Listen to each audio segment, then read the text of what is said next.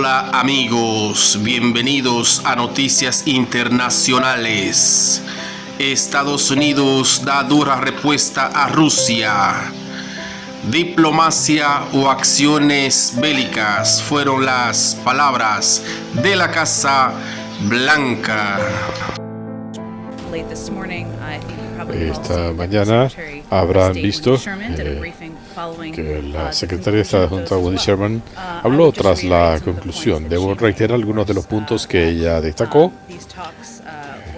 Estas conversaciones fueron francas, directas, y la parte de Estados Unidos expuso cuáles son nuestras expectativas y reiteraron lo que ha dicho el presidente, lo que han dicho múltiples funcionarios estadounidenses, que hay dos caminos abiertos para Rusia, para el presidente Putin. Se puede ir por la vía de la diplomacia. Hay otras dos rondas de conversaciones esta semana.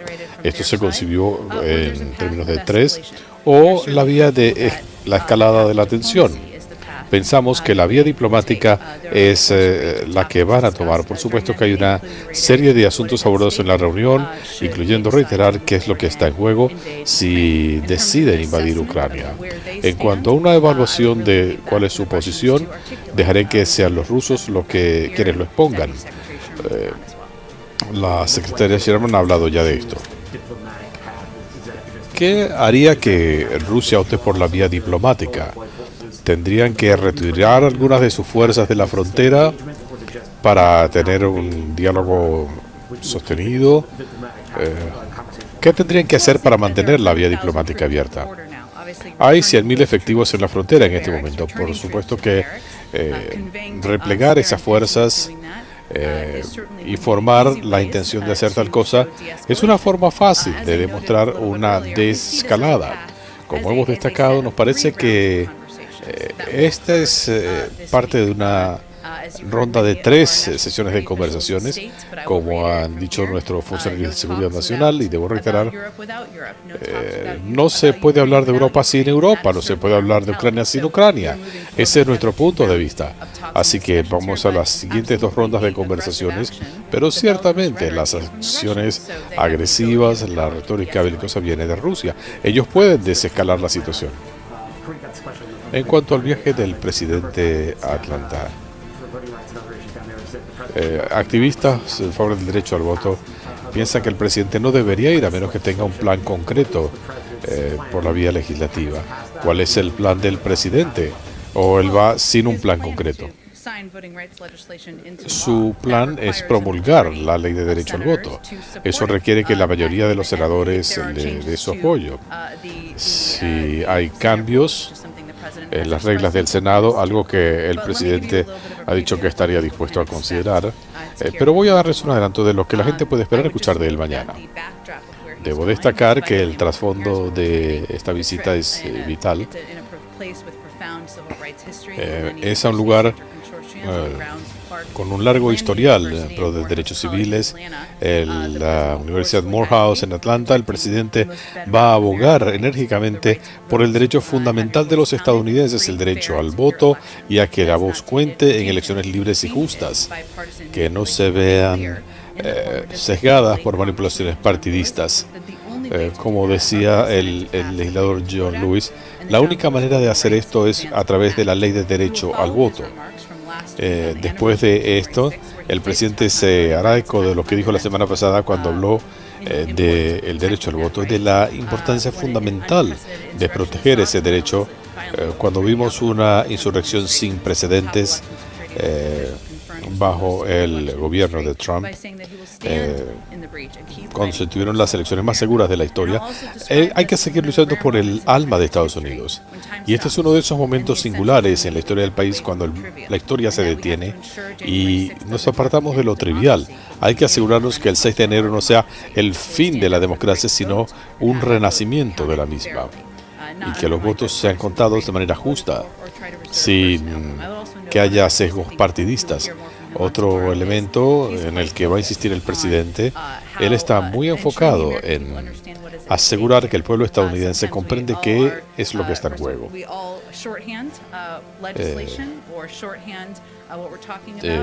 Estamos hablando de recursos legislativos, del derecho al voto, de los cambios que se han hecho en Georgia y otros estados del país. ¿Qué es lo que está en juego para el electorado en Georgia y otros estados del país? ¿Y por qué es imperativo avanzar? El senador Schumer fijó un plazo que ya pasó, pero ¿piensa el presidente que se puede volver a ese marco? Él va a seguir trabajando conjuntamente con el líder Schumer para avanzar, pero más allá de eso, lo estamos haciendo día a día para que el plan tenga éxito. Como seguimiento a estas preguntas, en Atlanta, ¿estará Stacey Abrams con el presidente durante su discurso? Habrá múltiples funcionarios viajando con nosotros. Estamos finalizando la lista y se las daremos lo antes posible. Y en cuanto a los nombramientos para la Reserva Federal, ¿alguna actualización? ¿Algo más específico que pronto? Ojalá tuviera algo más específico que darles, pero reitero, el presidente quiere anunciar esto pronto. Y Elizabeth Warren ha hablado acerca de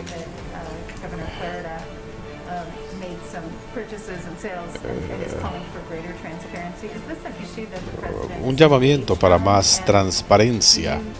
El presidente tiene que ver con esto. Es hora de analizar más cuidadosamente cuáles son las normas que rigen al gobierno en este sentido. El presidente y nosotros respetamos la independencia de la Reserva Federal.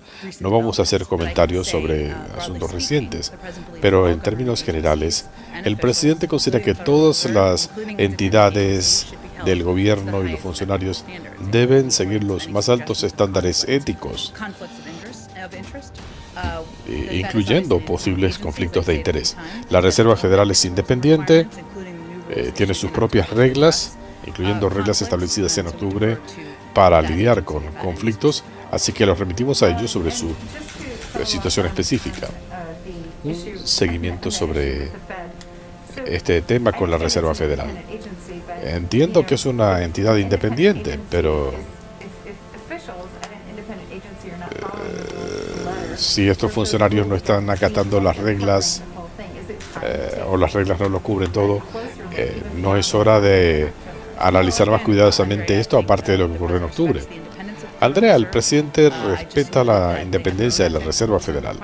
Tienen sus propias normas éticas y requerimientos, adoptaron nuevas regulaciones en octubre, la remito a eso, pero el presidente espera que todos los organismos del gobierno y los funcionarios acaten los más altos estándares éticos, evitando conflictos de interés. Y sobre el COVID, sabemos que las pruebas rápidas se están adquiriendo de empresas fabricantes. Están satisfechos con las existencias de pruebas y la capacidad de manufactura. Una actualización sobre un par de cronogramas en este sentido. Estamos trabajando con fabricantes y distribuidores para entender qué pueden despachar y cuándo. Estamos trabajando en los cronogramas de distribución, has hablado de esto. Hay distintos componentes de esto, así que queremos asegurarnos que haya no solamente las pruebas físicas, sino también la capacidad de distribuirlas, es lo que estamos haciendo ahora. Esperamos que se entregue una cantidad considerable oportunamente la semana que viene. Esperamos que todos los contratos sean honrados en las próximas 2 semanas y que los estadounidenses puedan comenzar a pedir las pruebas por internet este mes. Así que estamos trabajando en todos estos componentes en el portal lo antes posible. La tasa de hospitalizaciones ha llegado a un nivel récord. ¿Hay algo que el gobierno federal puede hacer para aumentar la capacidad hospitalaria, que están teniendo que cancelar cirugías, afectando múltiples estados. ¿Hay alguna posibilidad de que el Departamento de Defensa aporte hospitales móviles o algo así? Hemos movilizado múltiples recursos para incrementar capacidad en los últimos meses y lo seguiremos haciendo. Y estamos trabajando con autoridades locales, líderes estatales y locales para determinar cuáles son las necesidades más apremiantes. Tenemos múltiples recursos que podemos desplegar a través de FEMA para que las comunidades locales que tienen necesidades diferentes cuenten con recursos del gobierno federal. En cuanto a conversaciones bipartidistas sobre la ley del colegio electoral, en este momento no hay un sustituto. ¿No quieren ustedes que haya una salida para dos senadores demócratas en este sentido? Sé que mi colega, el señor Bates, siempre es muy claro. Nuestra posición y la de muchos defensores del derecho al voto y de muchos demócratas es que no es un sustituto y no debe ser considerado como tal, porque los dos proyectos de ley de los que va a hablar mañana el presidente tienen componentes esenciales para proteger los derechos fundamentales de la gente, ampliar acceso y que la gente sepa que cuando votan su voto va a contar, no va a ser revocado. Queremos ser muy claros con el público en que esto no es un reemplazo a un sustituto. El senador Mitch McConnell ha declarado la guerra a estos esfuerzos. Se emitió un largo memorando anoche acusando a los demócratas de tener una actitud histérica, hablando de silenciar votos para que puedan manipular las elecciones. Es irónico. Si dificultar el voto no silencia a la gente, como dijo el senador McConnell, no sé qué lo puede ser. Creo que es importante, si analizan los antecedentes del líder McConnell, él ha apoyado sólidamente el derecho al voto. La pregunta es, ¿qué es lo que ha cambiado? Un ejemplo, en 2004.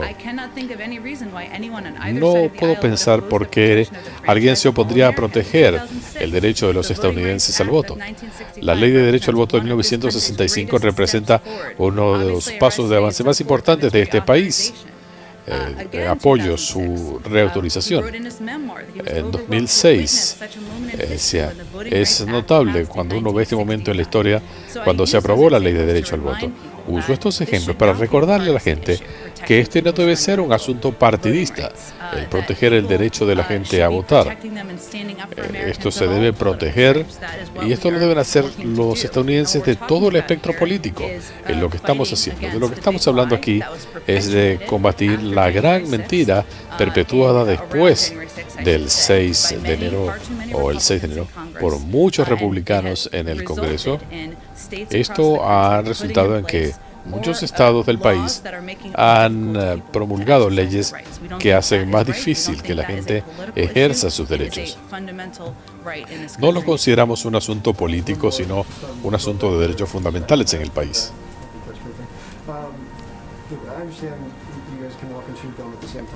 Entiendo que ustedes pueden hacer más de una cosa a la vez, hablando con los demócratas en ambas cámaras, pero las conversaciones no parecen estar avanzando de manera significativa en este momento. ¿En qué situación están? ¿Y cuáles serían los próximos pasos? Las conversaciones continúan tras bastidores entre personal de ambas partes. Le puedo asegurar a ustedes y al país que el presidente va a seguir insistiendo en que se apruebe su agenda de reconstruir mejor, para reducir los costos para los estadounidenses, el costo del cuidado infantil, cuidado de los ancianos, atender la crisis del clima.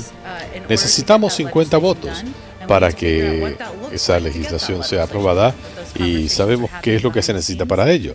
Las conversaciones están en marcha y el presidente sigue absolutamente comprometido a reducir los costos para el pueblo estadounidense.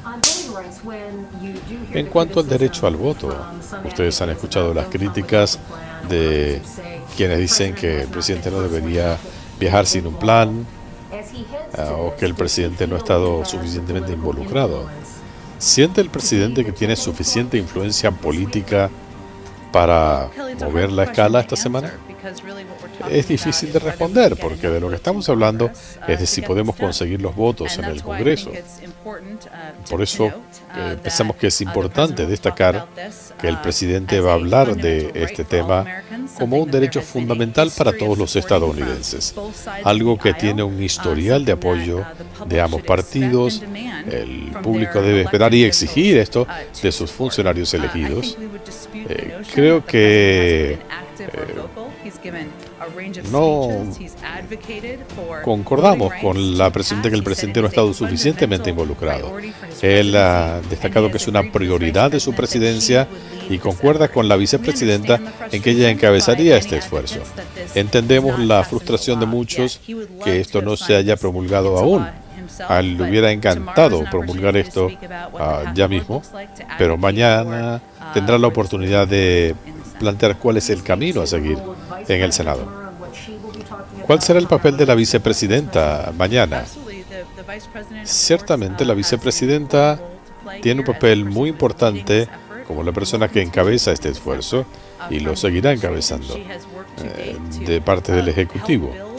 Ella está trabajando para generar respaldo, algo que han hecho muchos activistas desde hace años. Ella se ha reunido con muchos de ellos. Ella sigue trabajando para defender el derecho al voto en el país. En cuanto a sus declaraciones, no hemos llegado a ese punto. Quizá tengamos algo más que decir más adelante esta tarde. ¿Ha recibido el presidente alguna información de Ginebra sobre las negociaciones? ¿Le está dando instrucciones a Wendy Sherman y a su equipo sobre elementos que se pueden incorporar a las conversaciones? ¿O cuáles serán las conversaciones que esperan tener? Bueno, él está en contacto regular con su equipo de seguridad nacional y con miembros de su equipo. Así que estamos hablando de una serie de conversaciones. Debo destacar un par de cosas al analizar esta situación. Nosotros nos estamos preparando para hacerle frente a posible desinformación de Rusia sobre compromisos no cumplidos o cualquier otra iniciativa desestabilizadora. Así que seguimos instándolos a todos a no dejarse confundir por la desinformación. Lo más importante para el presidente, y se lo está diciendo su equipo, es que no se puede hablar de Europa sin Europa o de Ucrania sin Ucrania. Hemos hablado con Rusia hoy. Esto es importante y habrá conversaciones importantes el 12 en Bruselas y el 13 en Viena. Y esto es parte de una serie de 3 encuentros previstos esta semana. ¿Qué es lo más reciente que tienen de el cierre de las escuelas en Chicago?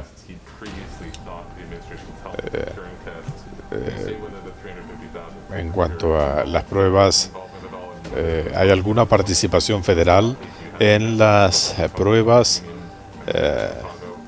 ¿Algún mensaje para la alcaldía de Chicago, apoyo del gobierno federal? Primero que nada, estamos en contacto regular con el gobernador, su equipo y con la alcaldía. Tenemos estas conversaciones tras bastidores. Hemos sido muy claros en público y en privado que queremos las escuelas abiertas. El presidente luchó para conseguir ayuda adicional en el plan de rescate para Estados Unidos, incluyendo $130 millones y 10 millones asignados a pruebas en el país para asegurarnos de tener los recursos necesarios para atender las circunstancias de la pandemia. Estamos en conversaciones, estamos en contacto con la gobernación, con la alcaldía. El presidente ha hablado con representantes de su partido en Illinois. Es un caso excepcional en Chicago, cuando otros lugares se están reabriendo. No voy a hablar por la alcaldía, pero obviamente la alcaldesa ha dicho cuál es su posición. La posición del presidente es que las escuelas del país deben estar abiertas, que el impacto en la salud mental de los chicos por no tener clases presenciales es algo tremendo, y él quiere corregir esto en todo el país. No es un secreto, el presidente sigue reiterando su punto de vista y seguimos en contacto con autoridades locales en Chicago para la reapertura de las escuelas. Jake Sullivan habló este fin de semana sobre Irán. Debemos entender que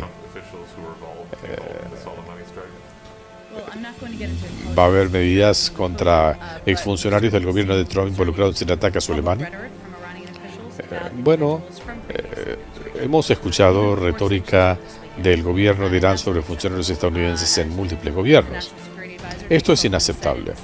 Jake Sullivan dijo este fin de semana que como estadounidenses tenemos desacuerdos sobre políticas, la política hacia Irán y demás, pero estamos unidos en nuestra determinación de hacer frente a las amenazas, provocaciones y en la defensa de nuestro pueblo. No voy a entrar en más detalles. Obviamente, ellos anunciaron sanciones para más de 50 individuos y han hecho comentarios públicos. La presidenta Pelosi abrió la puerta a una posible asistencia adicional por el virus. ¿Está involucrada la Casa Blanca en esto? Coincidimos con la presidenta Pelosi en muchas cosas, pero en cuanto a lo que dijo este fin de semana, que no vamos a permitir que la falta de recursos nos frene de luchar contra la pandemia. Hemos estado en contacto con líderes del Congreso sobre qué se necesita, cómo enfrentar el COVID, cómo mantener a flote los pequeños negocios y qué más se puede hacer entidad por entidad.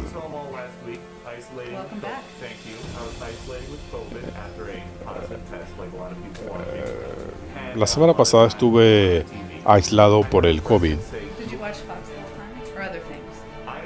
Tuve la oportunidad de ver mucha televisión.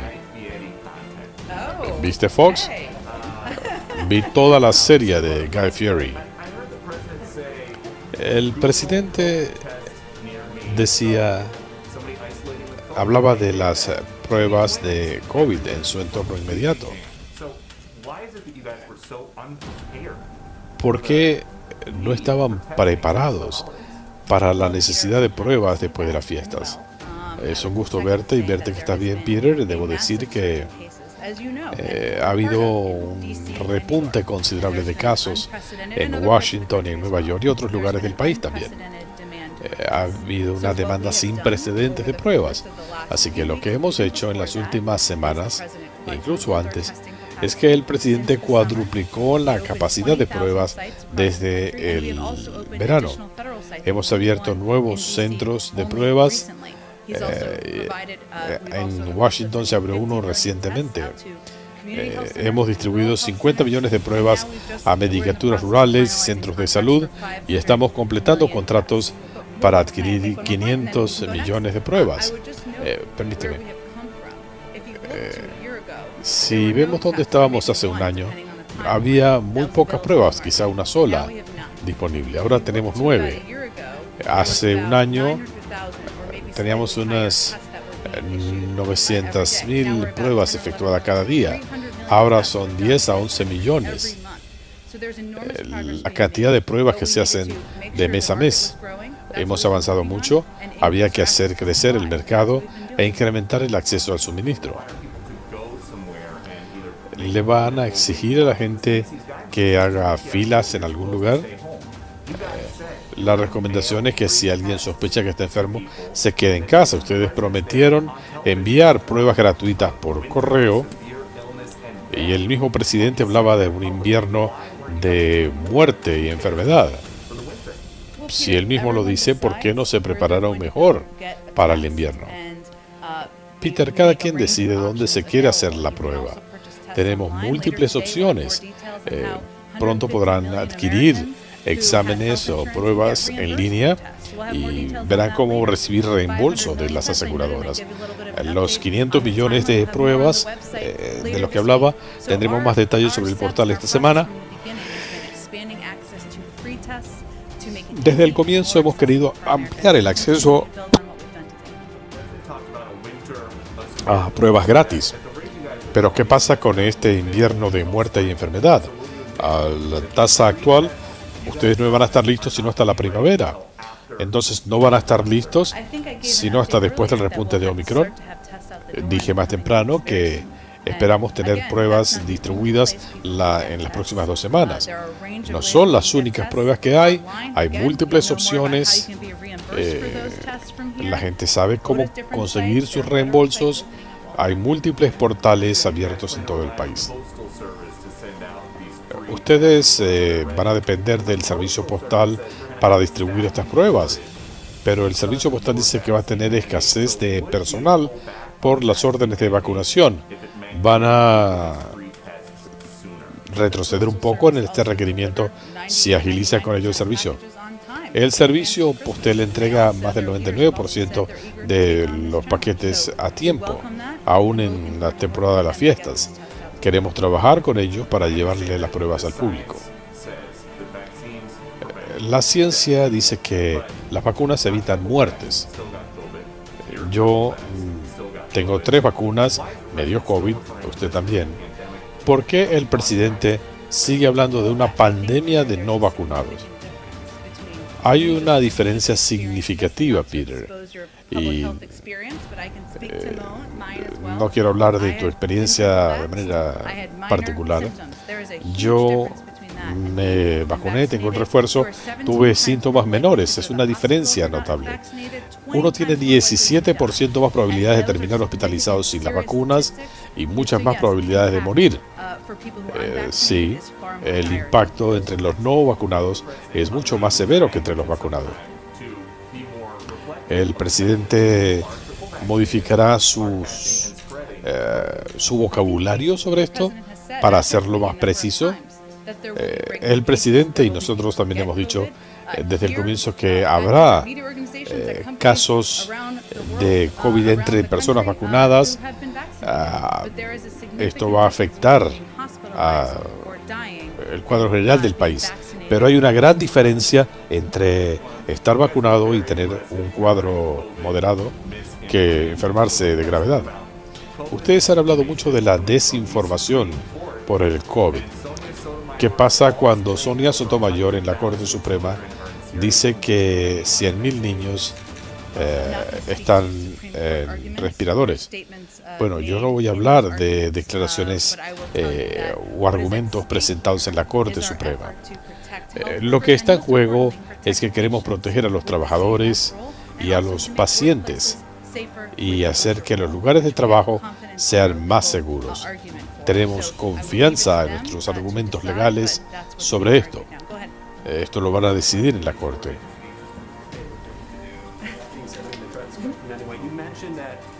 Mencionaba que en el último año el presidente Biden se ha mostrado más abierto a reconsiderar las tácticas dilatorias en el Senado.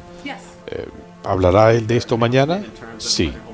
¿Habrá algún anuncio sobre si será más enérgico? El presidente ha hablado de este tema en muchas ocasiones, tan recientemente como en diciembre, cuando dijo que si esta es la vía, él está dispuesto a considerarlo. Van a tener que escuchar el discurso de mañana. Ha conversado con senadores sobre cambios en este proyecto de ley. No voy a dar detalles de las conversaciones con los senadores. Respuestas a declaraciones de la senadora Sinema, quien dijo que no estaba de acuerdo con la modificación de las reglas. Cada quien va a tener que revisar dónde quiere estar en este momento de la historia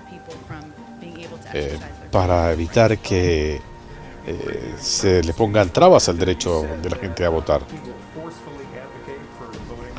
Usted dijo que el presidente defendería enérgicamente el derecho al voto. El discurso del presidente fue considerado enérgico, fuerte. ¿Podemos esperar algo similar mañana? El presidente ciertamente va a ser claro respecto a qué es lo que está en juego y cuán importante es proteger los derechos de la gente en todo el país. El presidente consideró que había que esperar a este momento. Lo va a hacer en Georgia, un lugar con un enorme historial en cuanto a derechos civiles y demás. Por eso está viajando allí. Pero todo está conectado en lo que concierne al 6 de enero. Y él ha hablado del papel de su predecesor. En cuanto al COVID, la semana pasada le preguntaban al presidente sobre el control del COVID cuando hablaba de una nueva normalidad. ¿Se está apartando de su promesa de campaña de derrotar el virus o está cambiando el mensaje? A lo que se refería es que estamos en una situación diferente a la que teníamos hace un año.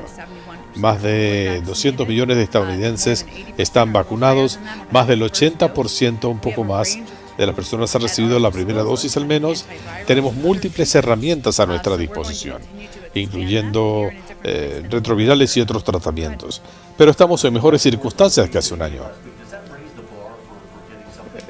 Se está elevando la vara para lograr resultados, considerando los discursos del presidente en Nueva York y en Filadelfia. Cambia esto las expectativas. Sobre discursos, él considera que hay que luchar sobre esto. Él va a Georgia precisamente por el historial sobre los derechos de la población. No iría si no estuviera preparado para seguir luchando por este tema.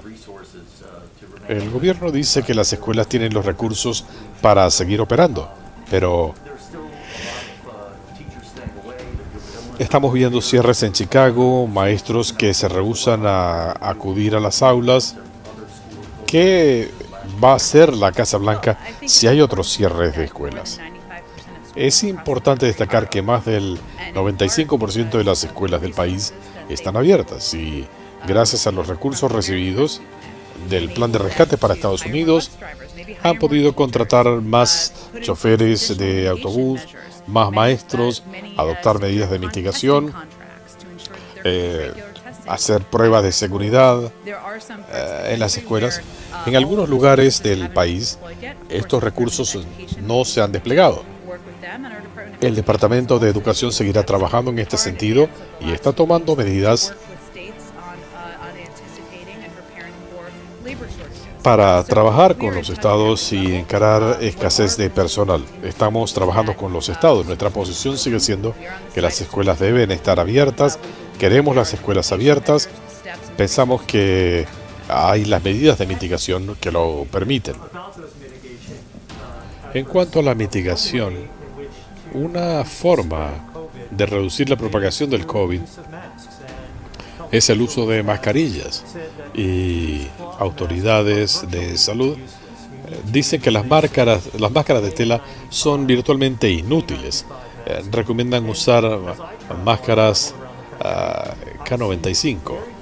Cuando viajo por el país veo muy poca gente usando este tipo de tapabocas. ¿Hay algún esfuerzo federal para que en las ciudades y en las zonas rurales, en los aeropuertos, la gente tenga acceso a estas máscaras mejores que las de tela?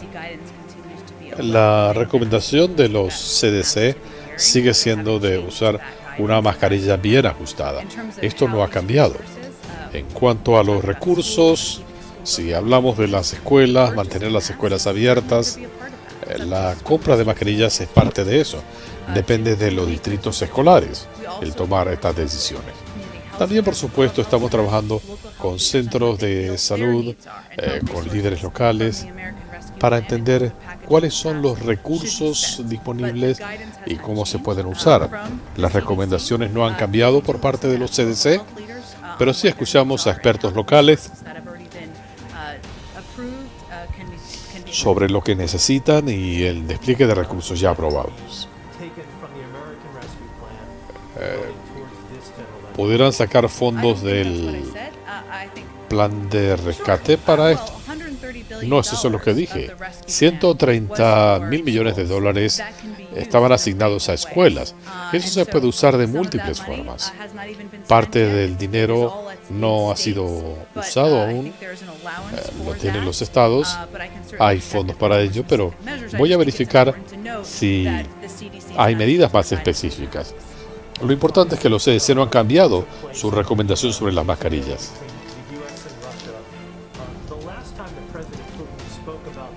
La última vez que el presidente Putin habló de este impasse fue en su conferencia de prensa de fin de año.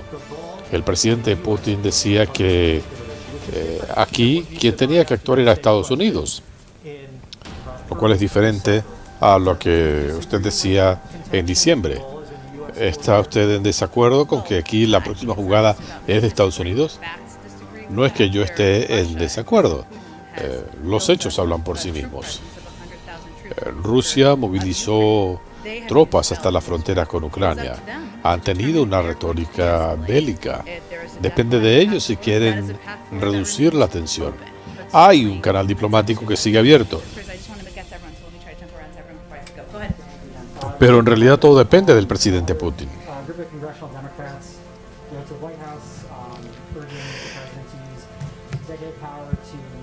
Legisladores demócratas han instado a la Casa Blanca a usar medidas ejecutivas para que los estadounidenses se puedan hacer por lo menos una prueba a la semana. Bueno, hemos visto la carta. La buena noticia es que estamos de acuerdo con la mayoría de las propuestas de la carta. Invocamos la ley de producción para la defensa y lo volveremos a hacer cuando sea necesario. Asignamos $3.000 millones a adquisición de exámenes, lo cual fue un factor fundamental para ampliar el mercado para las pruebas, y el presidente quiere distribuir 500 millones de estas pruebas, lo cual es un testimonio del esfuerzo en estimular la manufactura. Habrá más detalles sobre esto esta semana. Nuestro objetivo es ampliar el acceso a pruebas gratuitas. Como ya hemos dicho, estamos en el proceso de distribuir millones de pruebas, llevarlas a centros rurales, medicaturas rurales y centros comunitarios de salud. Lo bueno es que estamos de acuerdo con la mayoría de las propuestas y ya hemos tomado medidas para resolver.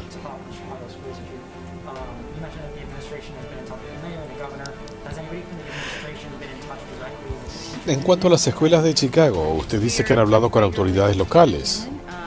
Estamos en contacto también con el sindicato de maestros, pero no tengo más detalles. Sé que no quieres comentar casos pendientes en la Corte Suprema,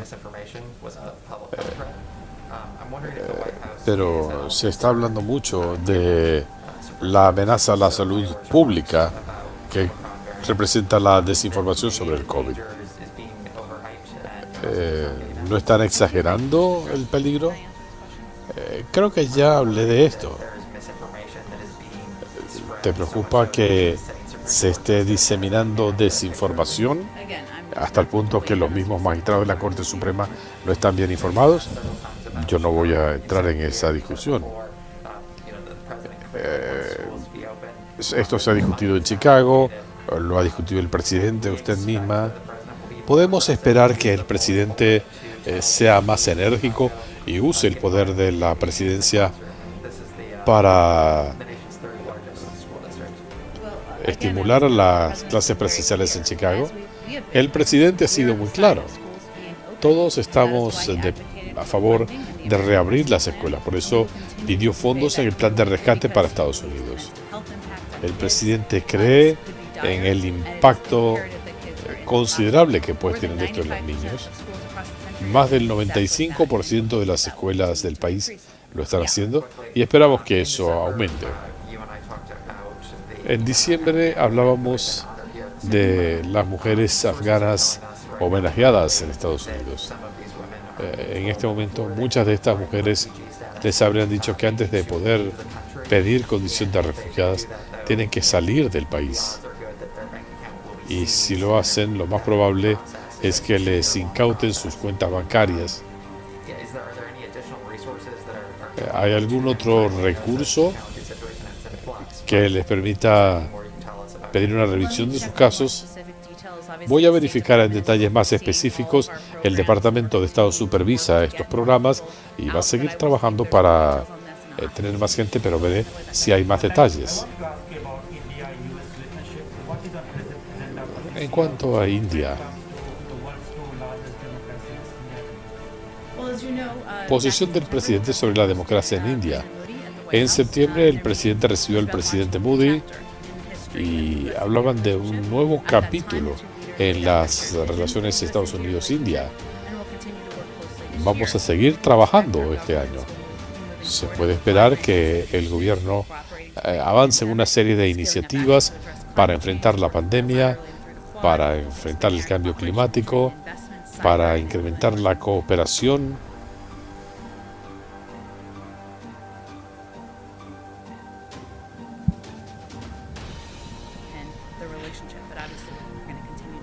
Falla de audio.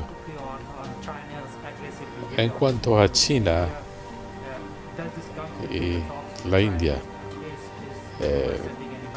las conversaciones están abordando este tema, la relación con China e India. Seguimos observando la situación, seguimos apoyando el diálogo como vía de resolución de disputas fronterizas. Sabemos del comportamiento de Beijing, pensamos que puede ser desestabilizador y repudiamos los intentos de intimidar a los vecinos. La Reserva Federal hablaba de ajustes responsables del presupuesto. Están hablando del enorme costo del servicio de la deuda. ¿Cuánto más quiere seguir aumentando el presidente el gasto de su gobierno? La Reserva Federal tiene el privilegio de trabajar independientemente. Las tasas de interés han estado en un nivel sin precedentes. Hay que llegar a niveles típicos. El presidente está comprometido con la responsabilidad fiscal y que las inversiones estén plenamente cubiertas. Por eso ha propuesto cómo costear su agenda de reconstruir mejor. Presentó un plan completamente pagado y esto ayudaría a reducir los costos del cuidado infantil, el cuidado de los ancianos y demás. El presidente considera que esta es la vía responsable para avanzar en su agenda.